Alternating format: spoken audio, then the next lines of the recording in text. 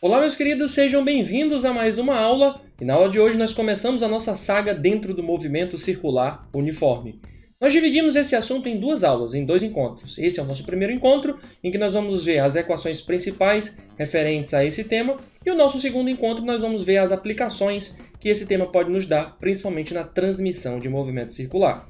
Então, a primeira coisa que a gente precisa relembrar são os conceitos básicos que nós aprendemos lá na geometria, na matemática, e que nós vamos empregar aqui dentro do movimento circular uniforme. Então, a primeira coisa, se o objeto gira em trajetória circular, é porque a trajetória dele vai ser uma circunferência. E lá na circunferência, nós podemos calcular esse ângulo aqui central em função de dois caras, né? Que é essa distância aqui, percorrida por ele exatamente na borda da circunferência e o raio desta circunferência. E essa expressão nós aprendemos lá na matemática, que é dada por θ, que é o ângulo, vai ser igual a L, que é o comprimento aqui, ó, da borda, da extremidade da circunferência, sobre o raio desta circunferência. Beleza? Lembrando que nessa expressão, esse ângulo θ está expresso em radiano.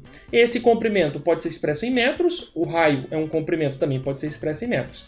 Se esses dois caras apresentam a mesma unidade de medida, esse ângulo θ com certeza estaria em radiano nessa expressão.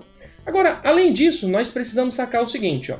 Se a gente for pensar para uma volta, quando o objeto completa uma volta nessa circunferência, o ângulo percorrido por ele vai ser um ângulo de 2π radiano, ou 360 graus. Como na expressão esse ângulo θ está expresso em radiano, então para uma volta nós temos que θ é igual a 2π radianos. E substituindo 2π no lugar dessa expressão, ó, esse r sobe multiplicando, e o comprimento para uma volta completa nós chamamos de perímetro, simbolizamos com a letra P. E daqui nós temos a nossa expressão P igual a 2πr. O perímetro de uma circunferência, o comprimento da extremidade, da borda de uma circunferência, é calculado com a expressão 2π, lembrando que esse π é aquele 3,1415, beleza? Vezes o raio desta circunferência.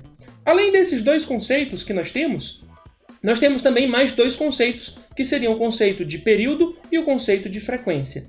Vamos começar com o período. Eu quero que você pense no período como sendo tempo. Período é o tempo necessário para uma volta completa aqui no movimento circular. O tempo que marca o início até o fim para o objeto completar uma volta, nós chamamos isso de período.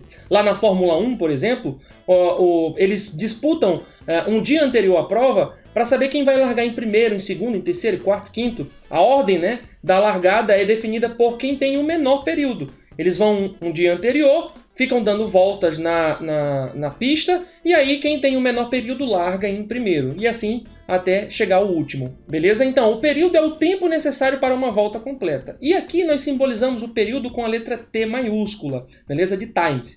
Então, se a gente for pensar no ponteiro de um relógio, nós temos lá no relógio basicamente três ponteiros. O ponteiro dos minutos, dos segundos e das horas.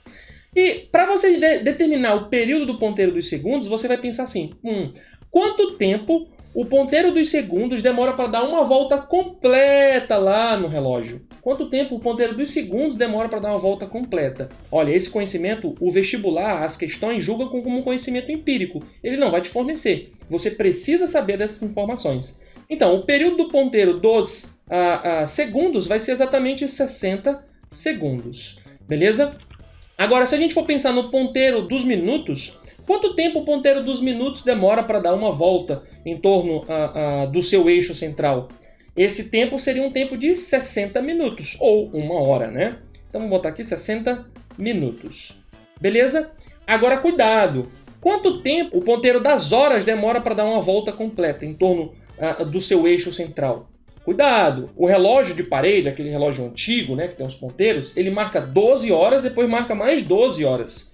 Então, o ponteiro das horas demora 12 horas para dar uma volta em torno do seu eixo central. Então, o nosso período aqui seria um período de 12 horas. Tranquilo? Agora, se eu te perguntar qual o período de rotação da Terra, quanto tempo a Terra demora para dar uma volta em torno de si? Seria 24 horas. Beleza? Qual o período de translação da Terra? Quanto tempo a Terra demora para dar uma volta em torno do Sol? Beleza? Agora seria 365 dias e 6 horas. Ok? Então, o período é o tempo que demora para o objeto sair de um destino, sair de um ponto, completar a sua trajetória e voltar para o mesmo ponto. Paralelo a esse conceito, nós temos o conceito de frequência. A frequência representa o número de voltas dada ao longo do tempo. Então vamos imaginar que esse objeto vai ficar dando várias voltas, né? Então no dia da corrida, por exemplo, lá na Fórmula 1, eles ficam dando várias voltas. O que seria a frequência? O número de voltas que o corredor dá ao longo do tempo. A prova durou, por exemplo, sei lá, 60 minutos. Vamos supor que a prova durou 1 hora, né? 60 minutos. E eles deram 60 voltas. Então eu posso calcular o número de voltas ao longo do tempo exatamente dividindo n, que é o número de voltas, pelo tempo que eles passaram andando ali. Agora, se a gente pensar fácil e pensar fácil dentro do movimento circular e sempre pensar para uma volta, nós temos o seguinte, se n é uma volta, né, n é igual a 1, então o tempo de uma volta nós chamamos de período. Então no lugar do n nós vamos substituir o 1 e no lugar do ΔT nós trocamos pelo t maiúsculo. Então essa fórmula aqui vai ficar F é igual a 1 sobre t. E aqui nós temos aquela frase clássica, né? Frequência é o inverso do período, ou período é o inverso da frequência.